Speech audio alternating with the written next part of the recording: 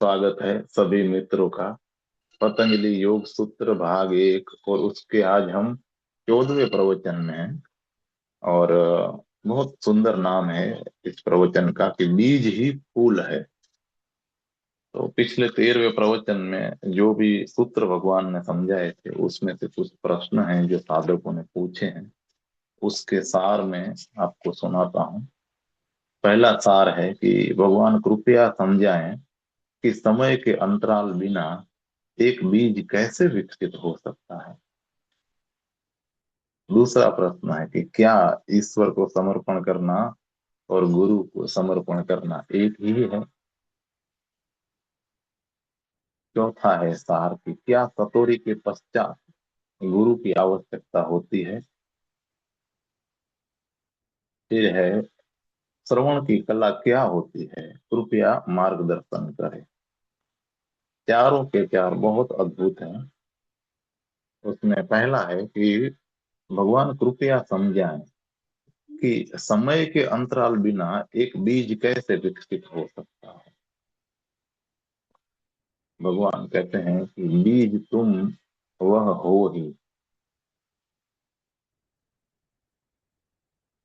समय की जरूरत पड़ती तो समय लेने वाली विधि जरूर होगी। बीज विकसित हो सकता है बिना अंतराल के, बिना बीज वाले समयांतर के, क्योंकि बीज विकसित ही है। तुम वह हो ही जो तुम हो सकते हो। यदि ऐसा न होता तो बीज बिल्कुल अभी खिल न सकता। तब समय की जरूरत पड़ती, तब जैन संभव न होता, तब केवल पतंजलि का ही मार्ग होता। यदि तुम्हें कुछ होना हो तो समय लेने वाली विधि जरूरी होगी। लेकिन यही है बात समझ लेने की कि जिन्होंने जाना है उन्होंने यह भी जाना है कि कुछ होने की संभावना एक स्वप्न है। तुम अंतस सत्ता ही हो। तुम जैसे हो संपूर्ण हो। अपूर्णता प्रकट हुई लगती है क्योंकि तुम गहरी नींद में हो।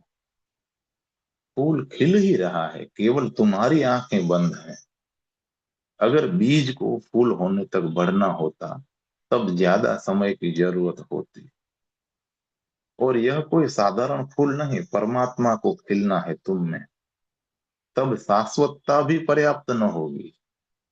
तब यह लगभग असंभव है। यदि तुम्हें खिलना हो तब तो यह लगभग असंभव है। यह घटने वाला नहीं, यह घट सकता नहीं। अनंत काल की आवश्यकता होगी तब तो। नहीं, वास्तव में बात यह नहीं है।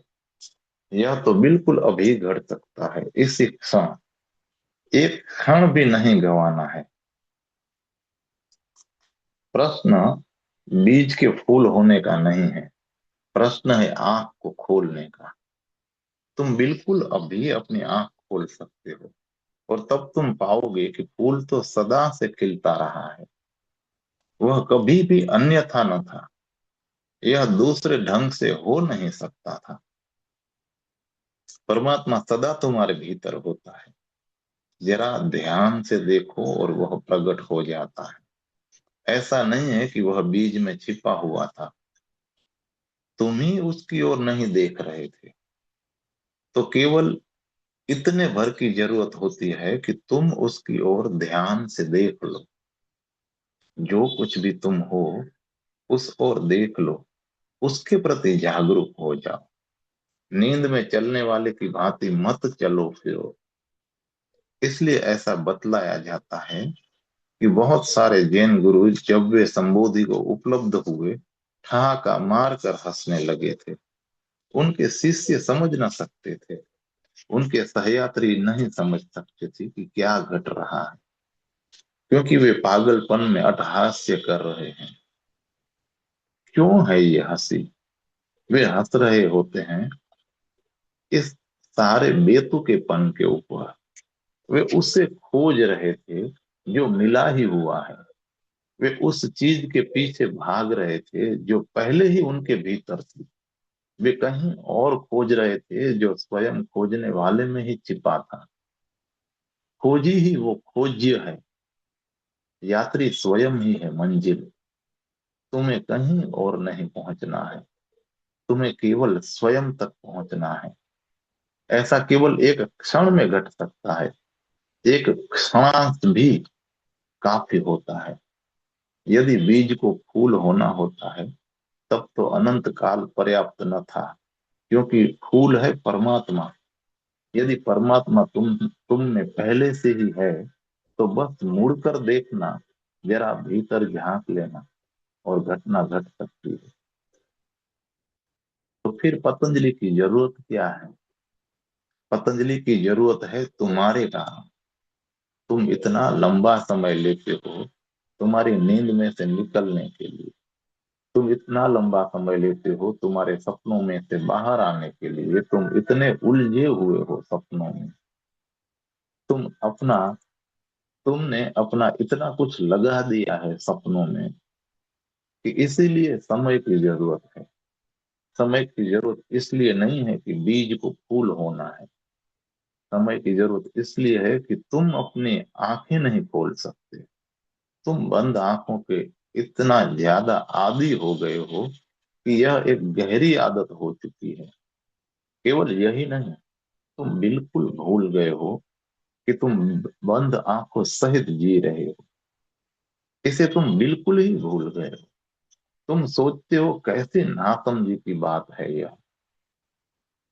मैं मेरी आंखें तो खुली ही हुई हैं, और तुम्हारी आंखें तो है बंद। यदि मैं कहता हूं कि अपने सपनों के बाहर आ जाओ, तो तुम कह देते हो कि मैं जागा हुआ ही हूं। लेकिन यह भी एक सपना है। तुम सपना ले सकते हो कि तुम जागे हुए हो, तुम सपना ले सकते हो कि तुम्हारी आंखें खुली है। तब अधिक समय की जरूरत होगी। ऐसा नहीं है कि फूल पहले से नहीं खिला हुआ था, बल्कि तुम्हारे झाग जाने की बात ही इतनी कठिन थी। तुम्हारे बहुत सारे न्यस्त स्वार्थ हैं, इनको समझ लेना है। अहंकार बुनियादी स्वार्थ है। यदि तुम अपनी आंख खोज लो, तो तुम तिरोहित हो जाते हो। आंख का खुलना मृत्यु की भांति प्रतीत होता है। ऐसा है, इसलिए तुम इसके बारे में बातें करते हो। तुम इसकी चर्चा सुनते हो, तुम इसके बारे में सोचते हो। लेकिन तुम अपनी आंख कभी नहीं खोलते, क्योंकि तुम भी जानते हो कि यदि तुम वास्तव में अपनी आंख खोल लो, तो तुम मिट जाओगे। तब कौन होगे तुम? एक न कुछ, एक शून्यता। शून्यता यहाँ है। यदि तुम अपनी आंख खोल लो, तो इसलिए यह सोचना बेहतर होता है कि तुम्हारी आंखें खुली हुई हैं, और तब तुम कुछ बने रहते हो। अहंकार पहला न्यस्त स्वार्थ है। अहंकार केवल तभी बना रहता है जब तुम सोए होते हो। जैसे कि सपने केवल तभी बने रह सकते हैं जब तुम सोए हुए हो, आध्यात्मिक रूप से सोए हुए, अस्तित्वगत रूप से सोए हुए।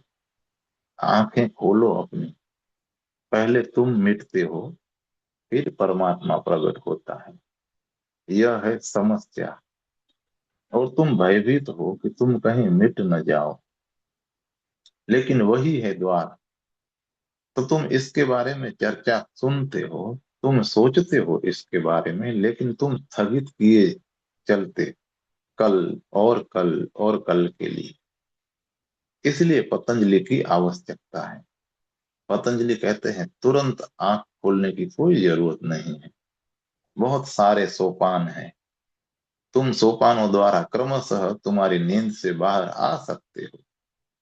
कुछ चीजें तुम आज कर सकते हो, कुछ चीज कल कर सकते हो, फिर कुछ चीजें परसों कर सकते हो, और इसमें लंबा समय लगने ही वाला है। पतंजलि तुम्हें रुचते हैं, क्योंकि वह तुम्हें सोने समय देते हैं। वे कहते हैं बिल्कुल अभी तुम्हें अपनी नींद से बाहर आने की कोई जरूरत नहीं है। बस करवट भर बदल लेना काम देगा। फिर थोड़ा सो लेना, फिर कुछ कर लेना, फिर कुछ समय बाद क्रम में चीजें घटेंगी। वे बड़े लुभावने हैं। वे तुम्हारी नींद में से बाहर आने को तुम्हें फुसलाते हैं। जब जैन तुम्हारी नींद से तुम्हें झटके से बाहर लाता है। इसीलिए एक जैन गुरु तुम्हारे सिर पे चोट करता है, लेकिन पतंजलि कभी नहीं। एक जैन गुरु तुम्हें खिड़की से बाहर फेंक सकता है, लेकिन पतंजलि कभी नहीं। एक जैन गुरु चौंकाने वाली विधि का उपयोग करता है। तुम्हें झटके द्वारा तुम्हारी नींद से तुम्हें झटके द्वारा तुम्हारी नींद से बाहर लाए जा सकते हो। तो क्यों तुम्हें राजी करने की कोशिश करता रहे? क्यों उससे समय गंवाना? पतंजलि थोड़ा थोड़ा करके धीरे धीरे तुम्हें साथ साथ ले आते हैं। वे तुम्हें नींद से बाहर लाते हैं और तुम जान भी नहीं पाते कि वे क्या कर रहे हैं। वे माँ की भांति हैं। वे बिल्कुल विपरीत बातें करते हैं, लेकिन वे इसे करते हैं माँ की भांति। माँ बच्चे को सोने के लिए राजी करती है, वे तुम्हें नींद से बाहर आने के लिए राजी करते हैं। वह लोरी गा सकती है बच्चे को महसूस कराने को कि वह मौजूद है वहां। इसलिए उसे डरने की जरूरत नहीं है। तो एक ही पंक्ति बार बार दोहराने से बच्चा नींद में बहला दिया जाता है। वह माँ का हाथ थामे नींद में उतर जाता है। उसे चिंता करने की कोई जरूरत नहीं होती। माँ है और वह गा रही है और गाना सुंदर है। और माँ नहीं कह रही है कि सो जाओ, क्योंकि वह बात अड़चन देगी। वह अप्रत्यक्ष रूप से ही राजी करवा रही है। और वह बच्चे को कंबल ओढ़ा देगी और कमरे से बाहर चली जाएगी और बच्चा गहरी नींद में सो जाएगा। बिल्कुल यही पतंजलि करते हैं, विपरीत क्रम में। धीरे धीरे वे तुम्हें तुम्हारी नींद से बाहर ले आते हैं। इसलिए समय की जरूरत पड़ती है, वरना फूल तो पहले से ही खिला हुआ है। देखो, यह पहले से ही है वहां। आंख खोलो और वह वहां होता ही है। द्वार खोलो और वह वहां खड़ा है, प्रतीक्षा कर रहा है तुम्हारी। वह सदा से वहां खड़ा है। यह निर्भर करता है तुम पर। यदि तुम्हें चौंकाने वाली विधि पसंद है, तब जैन मार्ग है। यदि तुम पसंद करते हो बहुत धीरे धीरे चलने वाली प्रक्रिया, तब योग मार्ग है। तो चुन लेना। और चुनने में भी तुम बहुत चालाक हो। तुम मुझसे कहते हो कि कैसे चुन सकता हूं मैं।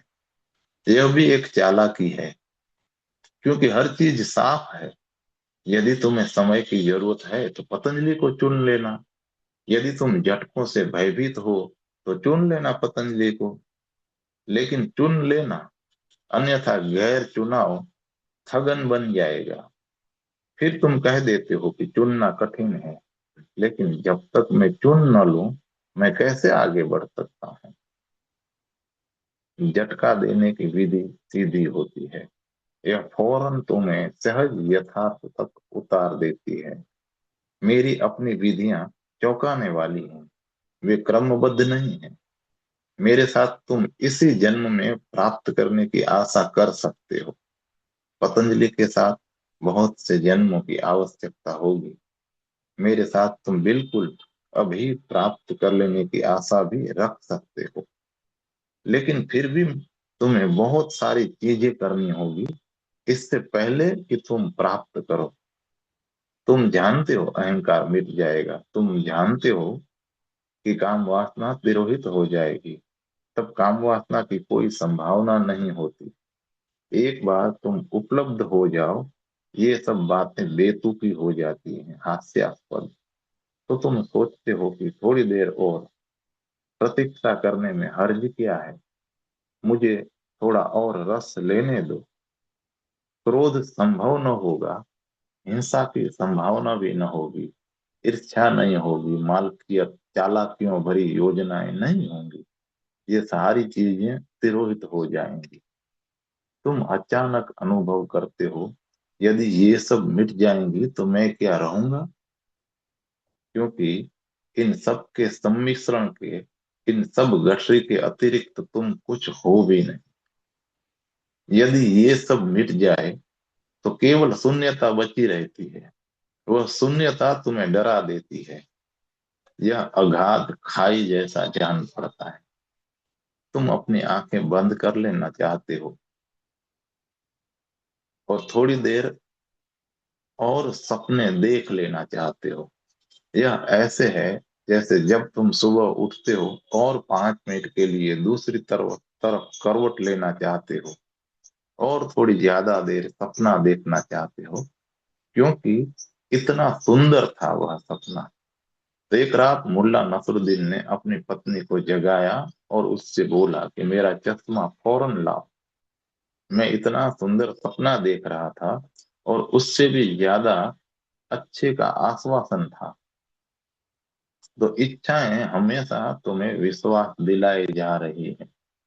अधिक का हमेशा आश्वासन है। वे कहते हैं कि यह कर लो वह कर लो। जब संबोधि हमेशा संभव है तो क्यों जल्दी करनी है। तुम कभी भी प्राप्त कर सकते हो, कोई जल्दी नहीं है। तुम इसे स्थगित कर सकते हो। यह अनंत काल का प्रश्न है, अनंत काल से संबंधित है। तो क्यों न इस क्षण आनंद मना ले। तुमने कभी आनंद मनाया नहीं, क्योंकि बिना आंतरिक समझ वाला आदमी किसी भी चीज का आनंद नहीं मना सकता। वह सिर्फ पीड़ा भोगता है। हर चीज उसके लिए पीड़ा बन जाती है। प्रेम, प्रेम जैसी चीज, उसमें भी वह पीड़ा पाता है। सोए हुए आदमी के लिए सबसे अधिक सुंदर घटना संभव है प्रेम की, लेकिन वह उसके द्वारा भी पीड़ा को भोगता है। जब तुम सोए हुए होते हो तो इससे बेहतर बात संभव नहीं है। प्रेम महानतम संभावना है, लेकिन तुम इसके द्वारा भी पीड़ा पाते हो, क्योंकि सवाल प्रेम का या दूसरी चीज का नहीं है। नींद है पीड़ा। अतः जो कुछ भी घटता है उससे तुम पीड़ा ही पाओगे। नींद हर स्वप्न को दुस्वप्न में बदल देती है। यह बड़े सुंदर ढंग से शुरू होता है, लेकिन कोई ना कोई चीज हमेशा गलत हो जाती है। कहीं ना कहीं अंत में तुम नरक तक पहुंच जाते हो। हर इच्छा नरक तक ले जाती है। कहते हैं कि हर रास्ता रोम तक ले जाता है। मैं इसके बारे में नहीं जानता, लेकिन एक चीज के प्रति निश्चित हूं कि हर इच्छा नरक तक ले जाती है। आरंभ में इच्छा तुम्हें बहुत आशा देती है, सपने देती है। वही चालाकी है। इसी तरह तो तुम जाल में फंसते हो। यदि बिल्कुल प्रारंभ से ही इच्छा कह दे कि सजग रहना, मैं तुम्हें नरक की ओर ले जा रही हूँ, तो तुम इसके पीछे नहीं चलोगे। इच्छा तुम्हें विश्वास दिलाती है स्वर्ग का, और यह तुम्हें विश्वास दिलाती है कि मात्र कुछ कदम चलने से तुम इस तक पहुंच जाओगे। यह कहती है कि बस मेरे साथ चलो। यह तुम्हें लुभाती है, तुम्हें सम्मोहित करती है और तुम्हें बहुत सारी चीजों का आश्वासन देती है। और तुम पीड़ा में होने के कारण सोचते हो कि कोशिश करने में क्या बुराई है। मुझे थोड़ा इस इच्छा को भी आजमा लेने दो, और यह बात तुम्हें नरक तक ले जाएगी।